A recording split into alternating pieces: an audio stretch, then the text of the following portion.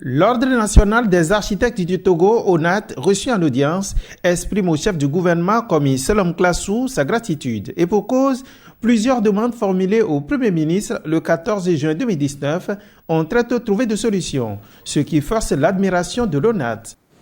Nous lui avons demandé d'abord d'avoir un terrain pour construire notre siège, pour avoir une visibilité. C'est acquis et que dans les jours à venir, ça va se concrétiser.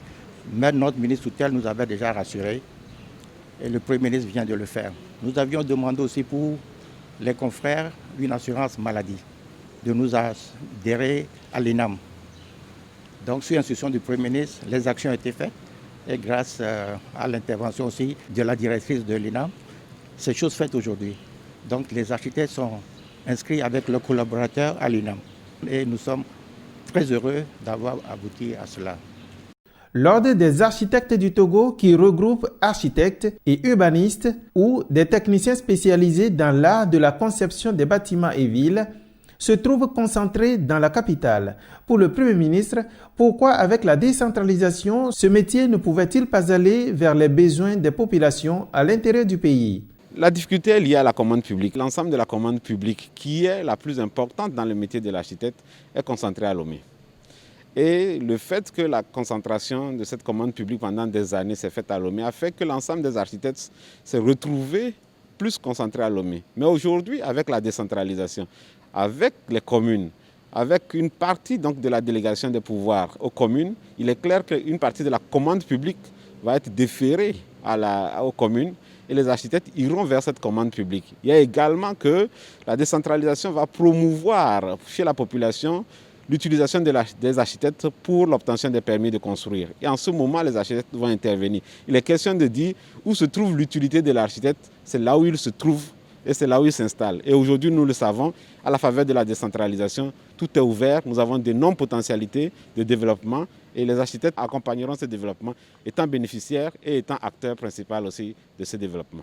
Incontournable dans le développement, le métier d'architecture tel qu'il se pratique au Togo a été apprécié à sa juste valeur par le Premier ministre.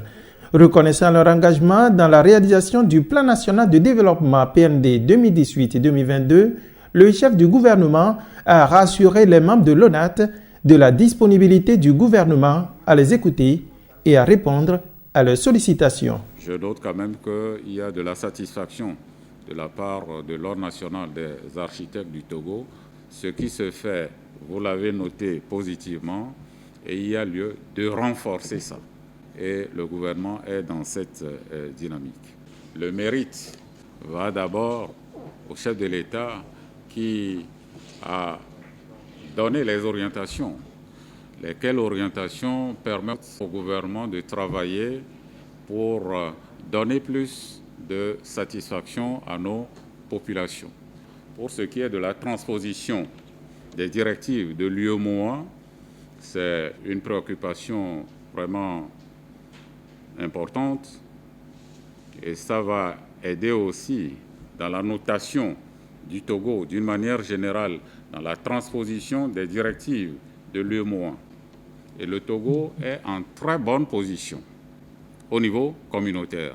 Donc, la transposition de ces textes sur l'architecture, conformément aux orientations de l'UEMOA, c'est quelque chose que le gouvernement va examiner très très rapidement pour que vous puissiez aussi tirer les avantages liés, à savoir un architecte togolais qui peut aller s'installer dans un pays tiers et bénéficier des mêmes avantages et mêmes droits que les nationaux, et c'est vice-versa.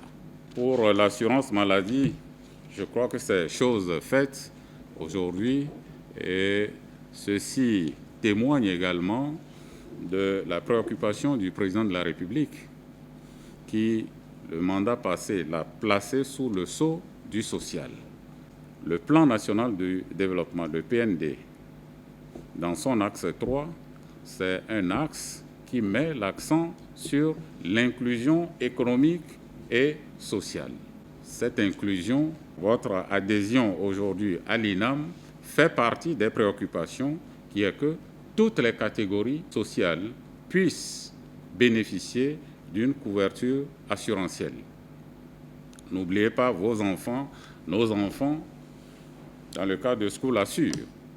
Il vous appartient aussi d'appuyer le gouvernement dans ces initiatives pour que tous les programmes déclinés dans ce plan national de développement puissent trouver écho favorable et donner satisfaction à nos compatriotes. Nous saluons tout ce que vous faites et vous encourageons à en faire davantage, surtout dans ce contexte de crise sanitaire. N'hésitez pas à respecter les gestes barrières, continuer à assister nos compatriotes qui aiment construire. Vous le savez mieux que moi, le Togolais aime construire.